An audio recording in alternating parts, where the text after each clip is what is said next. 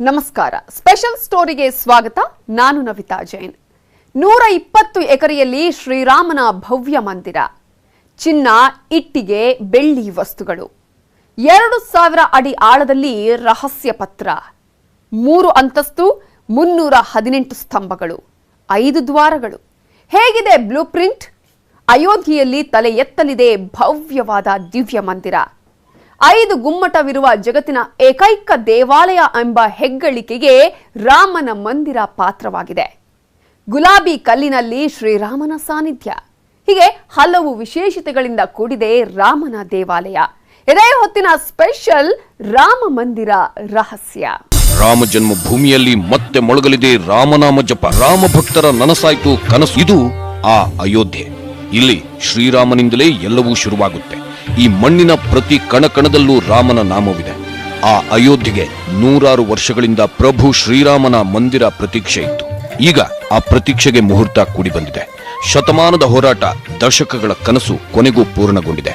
ಶ್ರೀರಾಮನ ನಾಮ ಜಪಿಸೋ ಕೋಟಿ ಕೋಟಿ ಭಕ್ತರ ಆಶಯ ಈಡೇರಿದೆ. ರಾಮನ ಜನ್ಮಭೂಮಿ ಅಯೋಧ್ಯೆಯಲ್ಲಿ ಕೊನೆಗೂ ಭವ್ಯ ರಾಮ ಮಂದಿರ ತಲೆ ಎತ್ತಲಿದೆ. ಕಲ್ಲು ಮಣ್ಣಿರೋ ಜಾಗದಲ್ಲಿ ರಘುಕುಲ ತಿಲಕನ ಮೂರ್ತಿ ವಿರಾಜಮಾನವಾಗಲಿದೆ. ಇಡೀ ಅಯೋಧ್ಯೆಯ ಕಳಶಪ್ರಾಯವಾದ ರಾಮ ಮಂದಿರ ಲೋಕಾರ್ಪಣೆಗೊಳ್ಳಲಿದೆ. ಮತ್ತೆ ರಾಮನ ಹುಟ್ಟೂರಲ್ಲಿ ರಾಮನಾಮ ಜಪ ಮೊಳಗಲಿದೆ. ತನ್ನನ್ನು ಅರಸಿ ಬಂದ ಭಕ್ತರಿಗೆ ದಿವ್ಯ ದರ್ಶನ ನೀಡಲಿದ್ದಾನೆ ಮರ್ಯಾದಾ ಪುರುಷೋತ್ತಮ ಶ್ರೀರಾಮ. ರಾಮ ದೇಗುಲದ ವನವಾಸ ಅಂತ್ಯ ಹೇಗಿರಲಿದೆ ಗೊತ್ತಾ? ಹೊಸ ರಾಮ ಮಂದಿರ. ತ್ರೇತಾಯುಗದಲ್ಲಿ ರಾಮ ಹೇಗೆ ವನವಾಸ ಮಾಡಿದ್ನೋ, ಈ ಕಲಿಯುಗದಲ್ಲಿ ರಾಮನ ದೇಗುಲ ಕೂಡ ವನವಾಸ ಅನುಭವಿಸಿತು. ಕಳೆದ 5 ಶತಕಗಳಿಂದ ರಾಮನ ದೇಗುಲ ಅಜ್ಞಾತವಾಸ ಅನುಭವಿಸುತ್ತಿತ್ತು. ಕೊನೆಗೂ ಮರ್ಯಾದಾ ಪುರುಷೋತ್ತಮನ ದೇಗುಲದ ವನವಾಸ ಅಂತ್ಯವಾಗಿದ್ದು ಶುಭ ದಿನಗಳು ಆರಂಭವಾಗಿದೆ. ಶೀಘ್ರದಲ್ಲೇ ರಾಮ್ಲಲ್ಲಾನ ಅಮೋಘ ಮಂದಿರ ಕಂಗೊಳಿಸಲಿದೆ. ಸರಯೂ ನದಿ ದಂಡೆಯ ಮೇಲೆ ರಾಮ ಮಂದಿರ ದೃಶ್ಯ ವೈಭವ ಕಣ್ಣಿಗೆ ಹಬ್ಬ ಕೊಡುತ್ತೆ. ಶ್ರೀರಾಮ, ಲಕ್ಷ್ಮಣ, ಸೀತೆ, ರಾಮನ ಬಂಟ ಹನುಮಂತ ಎಲ್ಲರೂ ದಿವ್ಯ ಮೂರ್ತಿಯ ರೂಪದಲ್ಲಿ ವಿರಾಜಮಾನರಾಗಲಿದ್ದಾರೆ. ಅಯೋಧ್ಯೆಯ ನೆಲದಲ್ಲಿ ರಾಮನಾಮ ಜಪವೇ ಮೊಳಗಲಿದೆ. ಹಾಗಾದ್ರೆ ಹೇಗಿರಲಿದೆ ಮರ್ಯಾದಾ ಪುರುಷೋತ್ತಮ ದಶರಥ ಪುತ್ರ ರಘುಕುಲ ತಿಲಕ ಶ್ರೀರಾಮನ ಐತಿಹಾಸಿಕ ಮಂದಿರ? ಕೆಲ ಹೊಸ ವಿನ್ಯಾಸಗಳೊಂದಿಗೆ ರಾಮನ ಭವ್ಯ ದೇಗುಲ ಯಾವ ರೀತಿ ಕಂಗೊಳಿಸಲಿದೆ ಅನ್ನೋದರ ಸಂಪೂರ್ಣ ಚಿತ್ರಣವನ್ನ ನಿಮ್ಮ ಮುಂದೆ. ಈ ಹಿಂದಿನ ರಾಮ ಮಂದಿರ ವಿನ್ಯಾಸಕ್ಕಿಂತಲೂ ಈ ಬಾರಿಯ ರಾಮ ಮಂದಿರ ವಿನ್ಯಾಸ ಇನ್ನಷ್ಟು ವಿಶೇಷತೆಯಿಂದ ಕೂಡಿದೆ. ಅಯೋಧ್ಯೆಯ ಒಟ್ಟು 120 ಎಕರೆ ಭೂಮಿಯಲ್ಲಿ ಬೃಹದಾಕಾರದ ರಾಮ ಮಂದಿರ ನಿರ್ಮಾಣವಾಗಲಿದೆ. ಈ ಹಿಂದೆ ರಾಮನ ದೇಗುಲ ನಿರ್ಮಾಣಕ್ಕೆ 69 ಎಕರೆ ವಿಸ್ತೀರ್ಣ ಭೂಮಿ ನಿಗದಿಯಾಗಿತ್ತು. ಆದರೆ ಈಗ ಅದರ 2 ಪಟ್ಟು ಹೆಚ್ಚು ಜಾಗವನ್ನ ಮಂದಿರ ನಿರ್ಮಾಣಕ್ಕಾಗಿ ಮೀಸಲಿಡಲಾಗ್ತಿದೆ. ಈ ಹಿಂದೆ 2 ಅಂತಸ್ತಿನಲ್ಲಿ ರಾಮ ಮಂದಿರ ನಿರ್ಮಾಣವಾಗಲಿದೆ ಅಂತ ಹೇಳಲಾಗ್ತಿತ್ತು. ಜಗತ್ತಿನಲ್ಲಿಯೇ 5 ಗುಮ್ಮಟವಿರುವ ಏಕೈಕ ದೇವಾಲಯ ಎಂಬ ಹೆಗ್ಗಳಿಕೆಗೆ ರಾಮ ಮಂದಿರ ಪಾತ್ರವಾಗಿದೆ. ರಾಮನ ದೇಗುಲ ಒಟ್ಟು 268 ಅಡಿ ಉದ್ದವಿದ್ದು 140 ಅಡಿ ಅಗಲವಿದೆ. ಹಾಗೆ 161 ಅಡಿ ಎತ್ತರ ಹೊಂದಿದೆ. 3 ಅಂತಸ್ತಿನಲ್ಲಿ ರಾರಾಜಿಸಲಿದೆ ರಾಮ ದೇಗುಲ. ಕಳೆದ 30 ವರ್ಷಗಳಿಂದಲೂ ದೇವಸ್ಥಾನ ಕಟ್ಟಲು ಎಲ್ಲಾ ವಸ್ತುಗಳನ್ನ ಸಂಗ್ರಹಿಸ್ತಾ ಬರಲಾಗಿದೆ. ರಾಮ ಜನ್ಮಭೂಮಿ ವಿವಾದ ನಡೆದು ಬರುತ್ತಿದ್ದಾಗಲೇ ಈ ಅಯೋಧ್ಯೆಯಲ್ಲಿ ರಾಮ ಮಂದಿರವನ್ನ ಕಟ್ಟಲು ಎಲ್ಲಾ ತಯಾರಿ ಮಾಡಿಕೊಳ್ಳಲಾಗ್ತಿತ್ತು. ಇನ್ನು ಶ್ರೀರಾಮನ ದೇಗುಲದ ವಿನ್ಯಾಸ ಆಗಾಗ ಬದಲಾವಣೆ ಆಗ್ತಾನೆ ಬಂದಿದೆ. ಈ ಹಿಂದೆ ಶ್ರೀರಾಮನ ದೇಗುಲ 2 ಅಂತಸ್ತಿನಿಂದ ಕೂಡಿತ್ತು. ಈಗ 3 ಅಂತಸ್ತಿನಲ್ಲಿ ದೇವಾಲಯ ನಿರ್ಮಾಣವಾಗಲಿದೆ. ಮೊದಲ ಮಹಡಿಯಲ್ಲಿ ಶ್ರೀರಾಮನ ಸಾನ್ನಿಧ್ಯವಿರುತ್ತೆ. 2ನೇ ಮಹಡಿಯಲ್ಲಿ ಸೀತಾ, ಲಕ್ಷ್ಮಣ, ಹನುಮಂತನ ಮೂರ್ತಿಗಳಿಗೆ ಪೂಜೆ ಸಲ್ಲಿಸಲಾಗುತ್ತೆ. 3ನೇ ಮಹಡಿಯಲ್ಲಿ ಶ್ರೀರಾಮನ ದರ್ಬಾರ್ ನಡೆಯುತ್ತೆ. ದೇವಾಲಯದಲ್ಲಿದೆ 318 ಆಧಾರ ಸ್ತಂಭಗಳು. ದೇವಸ್ಥಾನ ಶೈಲಿಯಲ್ಲಿ ದೇವಸ್ಥಾನ ನಿರ್ಮಾಣ. ದೇವಾಲಯದಲ್ಲಿ ಒಟ್ಟು 318 ಆಧಾರ ಸ್ತಂಭಗಳಿದ್ದು ಪ್ರತಿಯೊಂದು ಅಂತಸ್ತಿನಲ್ಲೂ 106 ಆಧಾರ ಸ್ತಂಭಗಳು ಇರಲಿದೆ. ಈ ಎಲ್ಲ ಆಧಾರ ಸ್ತಂಭಗಳನ್ನು ಹಿಂದೂ ಪುರಾಣದ ಪ್ರಕಾರವೇ ನಿರ್ಮಾಣ ಮಾಡಲಾಗುವುದು. ಪ್ರತಿ ಕಂಬಗಳ ಮೇಲೂ ಹಿಂದೂ ದೇವರ ಚಿತ್ರವಿರುತ್ತೆ. ಪ್ರತಿ ಕಂಬದಲ್ಲೂ 16 ಮೂರ್ತಿಗಳು ರಾರಾಜಿಸಲಿವೆ. 1985 ಹಾಗೂ 1986ರಲ್ಲಿ ಮೊಟ್ಟ ಮೊದಲು ಈ ದೇವಸ್ಥಾನದ ವಿನ್ಯಾಸವನ್ನು ರೂಪುಗೊಳಿಸಲಾಗಿತ್ತು. ಈಗ ಮೊದಲಿದ್ದ ವಿನ್ಯಾಸವನ್ನ ಆಧುನೀಕರಣ ಮಾಡಲಾಗಿದ್ದು ಅತಿ ಹೆಚ್ಚಿನ ಭಕ್ತರು ದೇವಾಲಯದಲ್ಲಿ ಸೇರುವಂತೆ ರೂಪುರೇಷೆ ಸಿದ್ಧಗೊಳಿಸಲಾಗಿದೆ. ವಿಷ್ಣು ದೇವಸ್ಥಾನ ಶೈಲಿಯಲ್ಲಿ ದೇವಸ್ಥಾನ ನಿರ್ಮಾಣವಾಗಲಿದೆ. ದೇವಸ್ಥಾನದ ಆಕಾರ 3,44,235 ಅಡಿ ಇದೆ. ವಿಎಚ್ಪಿ ಸಾರಥ್ಯದಲ್ಲಿ ಮಂದಿರ ಸ್ಥಾಪನೆ. ರಾಮ ದೇಗುಲ 500 ವರ್ಷಕ್ಕೂ ಹಿಂದಿನ ಕನಸು. ರಾಮ ಮಂದಿರದ ನಿರ್ಮಾಣದ ಹಿಂದೆ ಅನೇಕ ಸಾಧು ಸಂತರ ಹೋರಾಟದ ಶ್ರಮವಿದೆ. ಕೋಟಿ ಕೋಟಿ ಹಿಂದೂ ಭಕ್ತರ ಆಶಯವಿದೆ, ಕನಸಿದೆ. ಇದು ಒಂದೇ ದಿನದಲ್ಲಿ ನಡೆದ ಚಮತ್ಕಾರವಲ್ಲ. ಕಳೆದ 500 ವರ್ಷಗಳಿಂದಲೂ ರಾಮನ ಸಾನ್ನಿಧ್ಯಕ್ಕಾಗಿ ಅಯೋಧ್ಯೆಯ ಪ್ರತಿಯೊಂದು ಕಲ್ಲು, ಮಣ್ಣಿನ ಕಣ ಕಣ ಕೂಡ ಪ್ರತೀಕ್ಷೆ ಮಾಡ್ತಿವೆ. ಈಗ ಆ ಅಮೃತ ಘಳಿಗೆ ಕೂಡಿ ಬಂದಿದೆ. ಹಾಗಾಗಿ ರಾಮ ಮಂದಿರವನ್ನು ಹಗಲಿರುಳು ಪರಿಶ್ರಮಿಸಿ ಕಟ್ಟಲಾಗ್ತಿದೆ.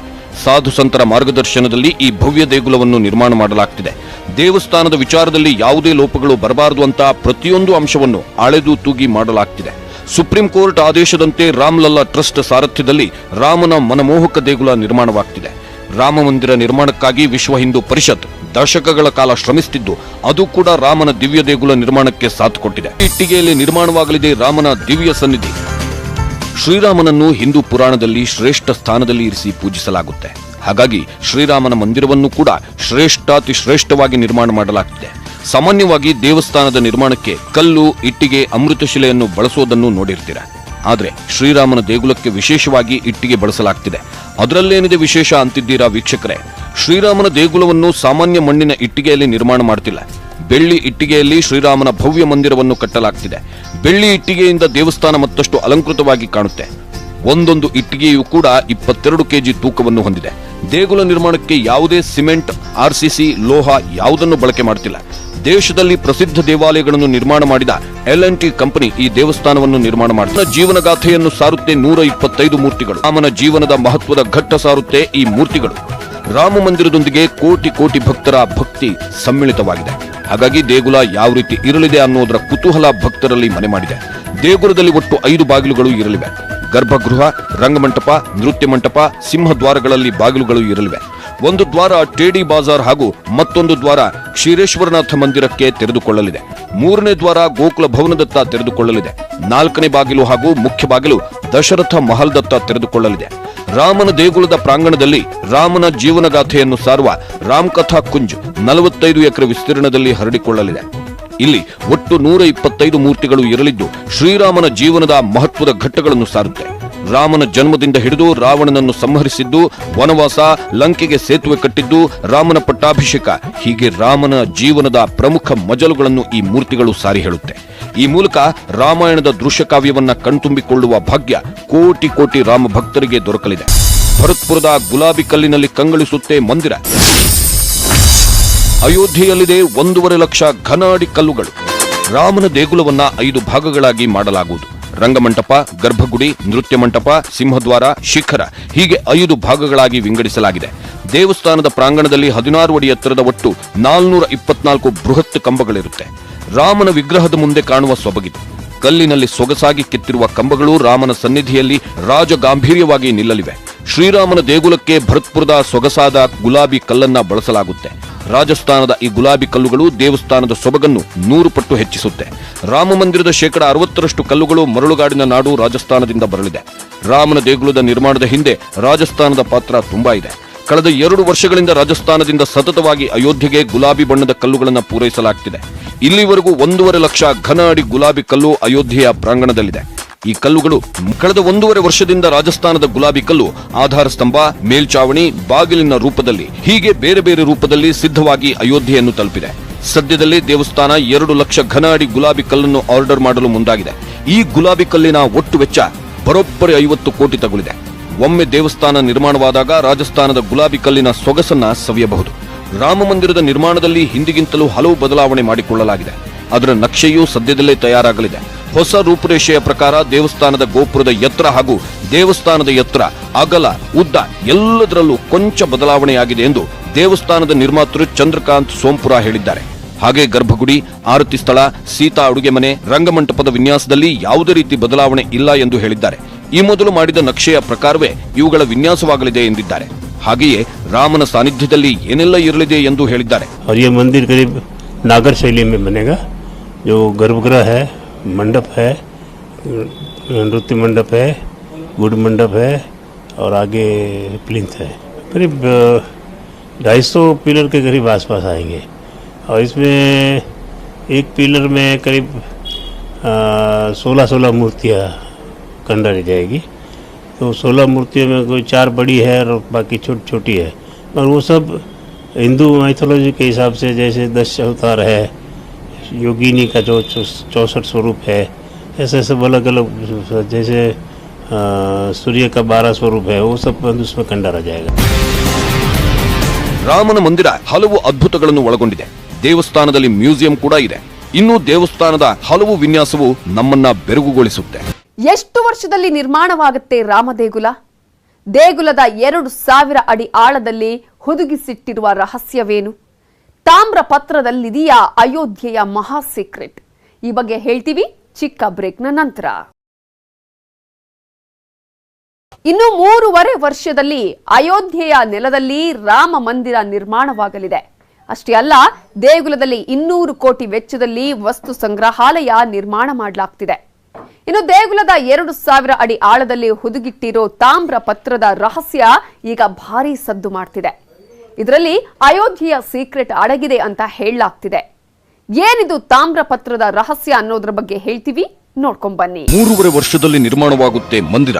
ದೇಗುಲದಲ್ಲಿದೆ ಸುಂದರವಾದ ವಸ್ತು ಸಂಗ್ರಹಾಲಯ. ರಾಮ ಮಂದಿರ ಕೇವಲ ರಾಮ ಮಂದಿರವಲ್ಲ, ಅದು ಹಿಂದೂ ಭಕ್ತರ ನಂಬಿಕೆಯ ಪ್ರತೀಕ. ಹಾಗಾಗಿ ರಾಮ ಮಂದಿರದ ಪ್ರತಿಯೊಂದು ಅಂಶಗಳನ್ನು ತುಂಬಾ ಯೋಚಿಸಿಯೇ ಮಾಡಲಾಗ್ತಿದೆ. ಈ ಹಿಂದೆ ರಾಮ ಮಂದಿರಕ್ಕೆ 300 ಕೋಟಿ ವೆಚ್ಚ ತಗಲಬಹುದು ಅಂತ ಹೇಳಲಾಗ್ತಿದೆ. ಈಗ ದೇಗುಲದ ವಿಸ್ತಾರ ಹೆಚ್ಚು ಮಾಡಿರೋದ್ರಿಂದ ಅಂದಾಜು 400 ಕೋಟಿ ತಗಲಬಹುದು ಅಂತ ಹೇಳಲಾಗ್ತಿದೆ. ಹಾಗೆ ಮಂದಿರ ಯಾವಾಗ ಪೂರ್ಣಗೊಳ್ಳುತ್ತೆ ಅನ್ನೋದಕ್ಕೆ ಉತ್ತರ ಇನ್ನು 3.5 ವರ್ಷದಲ್ಲಿ ಭವ್ಯ ರಾಮ ಮಂದಿರ ತಲೆ ಎತ್ತಿ ನಿಲ್ಲಲಿದೆ ಎಂದು ದೇವಸ್ಥಾನದ ಮುಖ್ಯ ಶಿಲ್ಪಿ ಸೋಂಪುರ ಹೇಳಿದ್ದಾರೆ. ರಾಮ ಮಂದಿರದಲ್ಲಿ ಮ್ಯೂಸಿಯಂ ಕೂಡ ಇದೆ. ಈ ಮ್ಯೂಸಿಯಂನಲ್ಲಿ ರಾಮನ ಜೀವನಕ್ಕೆ ಸಂಬಂಧಪಟ್ಟ ಪುಸ್ತಕಗಳಿರುತ್ತೆ, ರಾಮಾಯಣದ ಕುರುಹುಗಳಿರುತ್ತೆ. ಸಂಶೋಧನೆ ಮಾಡುವ ವಿದ್ಯಾರ್ಥಿಗಳಿಗೂ ಇಲ್ಲಿ ಕಲಿಕೆಗೆ ಸಹಾಯವಾಗುತ್ತೆ. ರಾಮನ ದರ್ಶನದ ಜೊತೆಗೆ ಜ್ಞಾನವನ್ನೂ ಸಂಪಾದಿಸಬಹುದು. ಹಾಗೆ ದೇವಸ್ಥಾನವನ್ನು ನಾಗರ ಶೈಲಿಯಲ್ಲಿ ಕಟ್ಟಲಾಗುತ್ತೆ. 1000 ಅಡಿ ಆಳದಲ್ಲಿ ರಹಸ್ಯ ಪತ್ರಗಳಲ್ಲಿದೆ ರಹಸ್ಯ ದಾಖಲೆ. ರಾಮ ಮಂದಿರ ಎಷ್ಟು ಕುತೂಹಲವನ್ನು ಹೊಂದಿದೆಯೋ ಅಷ್ಟೇ ರಹಸ್ಯವನ್ನೂ ಕೂಡ ಹೊಂದಿದೆ. ರಾಮ ದೇಗುಲದ 2000 ಅಡಿ ಆಳದಲ್ಲಿ ಒಂದು ರಹಸ್ಯ ತಾಮ್ರಪತ್ರವಿದೆ. ಇಂಥ ಮಾತ್ರೆಯ ಥರ ಇರೋ ಪೆಟ್ಟಿಗೆಯಲ್ಲೇ ಶ್ರೀರಾಮನ ರಹಸ್ಯ ದಾಖಲೆಯನ್ನ ಅಯೋಧ್ಯೆ ರಾಮ ಮಂದಿರದ ಕೆಳಗೆ ಸುಮಾರು 2000 ಅಡಿ ಆಳದಲ್ಲಿ ಹುದುಗಿಸಿಡುವುದಕ್ಕೆ ನಿರ್ಧರಿಸಲಾಗಿದೆ. ಅಯೋಧ್ಯೆ ರಾಮ ಮಂದಿರದ ಕೆಳಗೆ ಸುಮಾರು 2000 ಅಡಿ ಆಳದಲ್ಲಿ ಶ್ರೀರಾಮನ ರಹಸ್ಯ ದಾಖಲೆಗಳನ್ನ ಹುದುಗಿಸಿಡಲಾಗುತ್ತಂತೆ. ಯಾಕಂದ್ರೆ ಒಂದೊಮ್ಮೆ 100 ವರ್ಷಗಳ ನಂತರ ಅಥವಾ ಭವಿಷ್ಯದಲ್ಲಿ ಆ ಕಟ್ಟಡ ಮತ್ತು ಆ ಜಾಗಕ್ಕೆ ಸಂಬಂಧಿಸಿದಂತೆ ವಿವಾದ ಎದ್ರೆ ಅಲ್ಲಿ ಹುದುಗಿಸಿಟ್ಟಿರೋ ರಹಸ್ಯ ಪತ್ರಗಳನ್ನು ಹೊರತೆಗೆಯಲಾಗುತ್ತೆ. ಆಗ ಇತಿಹಾಸದ ಪುಟಗಳಲ್ಲಿ ಏನಿತ್ತು ಅನ್ನೋದನ್ನ ಆ ರಹಸ್ಯ ಪತ್ರಗಳು ಹೇಳ್ತವೆ. ಹೀಗಾಗಿನೇ ಅಯೋಧ್ಯೆ ರಾಮ ಮಂದಿರ ನಿರ್ಮಾಣವಾಗುವ ಜಾಗದಲ್ಲೂ 2000 ಅಡಿ ಆಳದಲ್ಲಿ ಶ್ರೀರಾಮನಿಗೆ ಸಂಬಂಧಿಸಿದ ರಹಸ್ಯ ತಾಮ್ರದ ಪತ್ರಗಳನ್ನು ಹುದುಗಿಸಿಡಲಾಗುತ್ತಿದೆ. ಟ್ಯೂಬ್ ಮಾತ್ರೆ ಆಕಾರದ ಪೆಟ್ಟಿಗೆಯಲ್ಲಿ ಆ ರಹಸ್ಯ ದಾಖಲೆಗಳನ್ನು ಹುದುಗಿಸಿಡೋದ್ರಿಂದ ಅದನ್ನ ಟೈಮ್ ಕ್ಯಾಪ್ಸೂಲ್ ಅಂತ ಕರೆಯಲಾಗ್ತಿದೆ. ತಾಮ್ರದ ಪತ್ರಗಳಲ್ಲಿ ಬರೆದಿಟ್ಟಿರೋ ಈ ದಾಖಲೆ ಭವಿಷ್ಯದಲ್ಲಿ ಎದುರಾಗುವ ಸಂಕಷ್ಟಗಳನ್ನು ನಿವಾರಿಸುತ್ತೆ. ರಾಮ ಮಂದಿರ ಕಟ್ಟಲು ಜಗತ್ತಿನ ಮೂಲೆ ಮೂಲೆಯಿಂದ ಭಕ್ತರು ಸಹಾಯ ಮಾಡಲು ಮುಂದಾಗಿದ್ದಾರೆ. ಕೇವಲ ಹಿಂದೂಗಳು ಮಾತ್ರವಲ್ಲ, ಇತರ ಧರ್ಮೀಯರು ಕೂಡ ಭರ್ಪೂರ ದೇಣಿಗೆ ನೀಡುತ್ತಿದ್ದಾರೆ. ಅದರಲ್ಲೂ ಮೊಘಲ್ ವಂಶಸ್ಥ ಪ್ರಿನ್ಸ್ ಯಾಕೂಬ್ ಹಬೀದುದ್ದೀನ್ ಟೂಸಿ ಅಯೋಧ್ಯೆಯ ರಾಮ ಮಂದಿರಕ್ಕೆ ಬಂಗಾರದ ಇಟ್ಟಿಗೆಯನ್ನು ಕಾಣಿಕೆಯಾಗಿ ನೀಡುವುದಾಗಿ ಪ್ರಕಟಿಸಿದ್ದಾರೆ. 1 ಕೆಜಿ ತೂಕದ ಸ್ವರ್ಣ ಇಟ್ಟಿಗೆಯನ್ನು ಪ್ರಧಾನಮಂತ್ರಿ ನರೇಂದ್ರ ಮೋದಿ ಅವರಿಗೆ ನೀಡುತ್ತೇನೆ, ಅದನ್ನು ದೇಗುಲ ನಿರ್ಮಾಣದಲ್ಲಿ ಬಳಸಬಹುದು ಎಂದು ಪ್ರಕಟಿಸಿದ್ದಾರೆ. ರಾಮ ಮಂದಿರ ಒಂದು ದೇಗುಲವಾಗಿ ಮಾತ್ರ ಉಳಿದಿಲ್ಲ, ಭಾವೈಕ್ಯತೆಯ ಕೇಂದ್ರ ಬಿಂದುವಾಗಿದೆ. ಅಯೋಧ್ಯೆಯಲ್ಲಿ ರಾಮ ಮಂದಿರದ ಕೆಲಸ ಭರದಿಂದ ಸಾಕ್ತಿದ್ರೆ ರಾಮ ಜನ್ಮಭೂಮಿಯಲ್ಲಿರೋ ಮಸೀದಿಗಳಿಂದ ಭಾವೈಕ್ಯತೆಯ ಸಂದೇಶ ಹೊರಬಿದ್ದಿದೆ. ಮಂದಿರ ನಮ್ಮ ಪಾಲಿನ ಹೆಮ್ಮೆ, ದೇಗುಲ ನಿರ್ಮಾಣವನ್ನು ನಾವೆಲ್ಲರೂ ಬೆಂಬಲಿಸ್ತೀವಿ ಎಂದಿದ್ದಾರೆ. ರಾಮ ಮಂದಿರದ ಕಲ್ಪನೆಯ ಹಿಂದಿರುವ ಆ ವ್ಯಕ್ತಿ ಯಾರು? ಎಷ್ಟೋ ವರ್ಷಗಳಿಂದ ರಾಮನ ದೇಗುಲವನ್ನ ನಿರ್ಮಾಣ ಮಾಡ್ತಿದ್ದಾರೆ ಆ ಶಿಲ್ಪಿ. ರಾಮ ಮಂದಿರ ವಿನ್ಯಾಸದ ಬದಲಾವಣೆ ಬಗ್ಗೆ ಅವರು ಹೇಳೋದೇನು ಗೊತ್ತಾ? ಆ ಇಂಟ್ರೆಸ್ಟಿಂಗ್ ಸ್ಟೋರಿ ಬ್ರೇಕ್ ಆದ್ಮೇಲೆ. ರಾಮ ಮಂದಿರದ ಕಲ್ಪನೆಯ ಹಿಂದಿದ್ದಾರೆ ಚಂದ್ರಕಾಂತ್ ಸೋಂಪುರ. ಕಳೆದ 30 ವರ್ಷಗಳಿಂದ ಸೋಂಪುರ ರಾಮ ಮಂದಿರ ನಿರ್ಮಾಣಕ್ಕಾಗಿಯೇ ತಮ್ಮ ಜೀವನವನ್ನ ಮುಡುಪಾಗಿಟ್ಟಿದ್ದಾರೆ. ದೇವಸ್ಥಾನದ ವಿನ್ಯಾಸದ ಬಗ್ಗೆ ಅವರು ಹೇಳೋದೇನು ಗೊತ್ತಾ? ಇಲ್ಲಿದೆ ನೋಡಿ ಆ ಇಂಟ್ರೆಸ್ಟಿಂಗ್ ರಿಪೋರ್ಟ್. 30 ವರ್ಷಗಳಿಂದಲೇ ರಾಮನಿಗಾಗಿ ಮಂದಿರ ಕಟ್ಟಲು ಎಲ್ಲ ತಯಾರಿ ನಡೆಸಲಾಗ್ತಿದೆ. ಇನ್ನು ಈ ಭವ್ಯ ರಾಮ ಮಂದಿರದ ಕಲ್ಪನೆ ಹಿಂದಿರೋ ಸೂತ್ರಧಾರ ಅಂದ್ರೆ ಅವರೇ ಚಂದ್ರಕಾಂತ್ ಸೋಂಪುರ. 1987ರಲ್ಲಿ ವಿಶ್ವ ಹಿಂದೂ ಪರಿಷತ್ನ ಆಗ್ರಹದಂತೆ ಸೋಂಪುರ ಮೊದಲ ಬಾರಿಗೆ ರಾಮ ಮಂದಿರದ ವಿನ್ಯಾಸವನ್ನು ರೂಪುಗೊಳಿಸಿದ್ರು. ಅವರ ಪ್ರಕಾರ ದೇಗುಲವನ್ನು ಹಳೆ ಡಿಸೈನ್ ಪ್ರಕಾರವೇ ನಿರ್ಮಾಣ ಮಾಡಬೇಕು ಅನ್ನೋದು ಅವರ ಆಶಯ. ಈಗೇನಾದ್ರೂ ಮತ್ತೆ ವಿನ್ಯಾಸವನ್ನು ಬದಲು ಮಾಡಿದ್ರೆ ದೇವಸ್ಥಾನದ ರೂಪುರೇಷೆ ಹಾಳಾಗುತ್ತೆ ಅನ್ನೋದು ಅವರ ಅಭಿಪ್ರಾಯ. ರಾಮ ಮಂದಿರದ ನಿರ್ಮಾಣಕ್ಕಾಗಿ ಶಿಲ್ಪಿ ಚಂದ್ರಕಾಂತ್ ತಮ್ಮ ಜೀವನವನ್ನೇ ಮುಡಿಪಾಗಿಟ್ಟಿದ್ದಾರೆ. ರಾಮ ಮಂದಿರದ ಪ್ರತಿಯೊಂದು ಕಲ್ಲುಗಳನ್ನು ಅತಿ ಶ್ರದ್ಧೆಯಿಂದ ಕೆತ್ತಿದ್ದಾರೆ ಚಂದ್ರಕಾಂತ್ ಸೋಂಪುರ. ಭಾರತದ ಅನೇಕ ದೇವಾಲಯಗಳ ವಾಸ್ತುಶಿಲ್ಪದ ಹಿಂದೆ ಸೋಂಪುರ ಕುಟುಂಬದ ಕಾಣಿಕೆ ಇದೆ. ಸೋಂಪುರ ಕುಟುಂಬದ 16 ಪೀಳಿಗೆಗಳು ದೇವಸ್ಥಾನ ನಿರ್ಮಾಣಕ್ಕೆ ತಮ್ಮನ್ನು ತಾವು ಮುಡಿಪಾಗಿಟ್ಟಿದ್ದಾರೆ. ದೇಶದ ಪ್ರಸಿದ್ಧ ದೇವಸ್ಥಾನಗಳಾದ ಸೋಮನಾಥ್, ಅಕ್ಷರಧಾಮ, ಅಂಬಾಜಿ ದೇವಸ್ಥಾನ ಎಲ್ಲವನ್ನೂ ಸೋಂಪುರ ಕುಟುಂಬವೇ ನಿರ್ಮಾಣ ಮಾಡಿದೆ. ಇನ್ನು ರಾಮ ಮಂದಿರಕ್ಕಾಗಿ ಇಲ್ಲಿವರೆಗೂ 30 ಕೋಟಿ ದೇಣಿಗೆ ಸಂಗ್ರಹವಾಗಿದೆ. ಇಲ್ಲಿವರೆಗೂ ದೇವಸ್ಥಾನ ನಿರ್ಮಾಣಕ್ಕಾಗಿ 28 ಕೋಟಿ ವೆಚ್ಚ ಮಾಡಲಾಗಿದೆ ಎಂದು ವಿಎಚ್ಪಿ ಹೇಳಿಕೊಂಡಿದೆ. ಶತಮಾನಗಳಿಂದ ರಾಮದೇಗುಲ ನಿರ್ಮಾಣಕ್ಕಾಗಿ ಕೋಟಿ ಕೋಟಿ ಕಂಗಳು ಆಸೆಗಣ್ಣಿನಿಂದ ನೋಡ್ತಿದ್ವು. ಅಯೋಧ್ಯೆಯ ಮಣ್ಣಿನ ಕಣಕಣವು ಕಲ್ಲುಗಳು ರಾಮನ ದರ್ಶನಕ್ಕಾಗಿ ಕಾದು ಕುಳಿತಿವೆ. ಆ ಸುಮುಹೂರ್ತ ಈಗ ಕೂಡಿ ಬಂದಿದೆ. ಹಲವು ಸಾಧು ಸಂತರ ಪರಿಶ್ರಮಕ್ಕೆ ಫಲ ಸಿಕ್ಕಿದೆ. ರಾಮಭಕ್ತರ ನಂಬಿಕೆ ಆಶಯ ಸುಳ್ಳಾಗಿಲ್ಲ. ರಾಮನ ಜನ್ಮಸ್ಥಳ ಮತ್ತೆ ಮರ್ಯಾದಾ ಪುರುಷೋತ್ತಮನ ಮಡಿಲಿಗೆ ಹೋಗಿದೆ. ಕಲ್ಲುಗಳಿಂದ ತುಂಬಿಕೊಂಡಿರೋ ಅಯೋಧ್ಯೆಯಲ್ಲಿ ಇನ್ನು ಕೆಲ ವರ್ಷಗಳಲ್ಲೇ ಭವ್ಯವಾದ ದಿವ್ಯ ಮಂದಿರ ನಿರ್ಮಾಣವಾಗಲಿದೆ. ಇನ್ನು 2-3 ವರ್ಷದಲ್ಲಿ ರಘುಕುಲ ತಿಲಕ ರಾಮ್ಲಲ್ಲಾ ತನ್ನ ಪ್ರಿಯ ಭಕ್ತರಿಗೆ ದರ್ಶನ ನೀಡಲಿದ್ದಾನೆ. ಆ ಒಂದೇ ಒಂದು ಕ್ಷಣಕ್ಕಾಗಿ ಕೋಟಿ ಕೋಟಿ ರಾಮ ಭಕ್ತರು ಕಾದು ಕುಳಿತಿದ್ದಾರೆ. ಇನ್ನು ಕೆಲ ವರ್ಷಗಳಲ್ಲೇ ಅಯೋಧ್ಯೆಯ ನೆಲದಲ್ಲಿ ಭವ್ಯವಾದ ರಾಮ ಮಂದಿರ ತಲೆ ಎತ್ತಲಿದೆ. ಕೇವಲ ಹಿಂದೂಗಳು ಮಾತ್ರವಲ್ಲ, ಮುಸ್ಲಿಮರು ಕೂಡ ದೇಗುಲ ನಿರ್ಮಾಣ ನಮ್ಮ ಹೆಮ್ಮೆ ಅಂದಿದ್ದಾರೆ. ಇದನ್ನ ನೋಡಿದ್ರೇನೆ ಗೊತ್ತಾಗತ್ತೆ ರಾಮ ದೇಗುಲ ಭಾವೈಕ್ಯತೆಯ ಕೇಂದ್ರ ಬಿಂದು ಅಂತ. ಈ ಮಾತನ್ನ ಹೇಳ್ತಾ ಈ ಕಾರ್ಯಕ್ರಮವನ್ನ ಮುಗಿಸ್ತಾ ಇದ್ದೀವಿ. ನೋಡ್ತಾ ಇರಿ ನ್ಯೂಸ್ 18 ಕನ್ನಡ. ಜಾಲ ನಮ್ಮದು, ಬಲ ನಿಮ್ಮದು.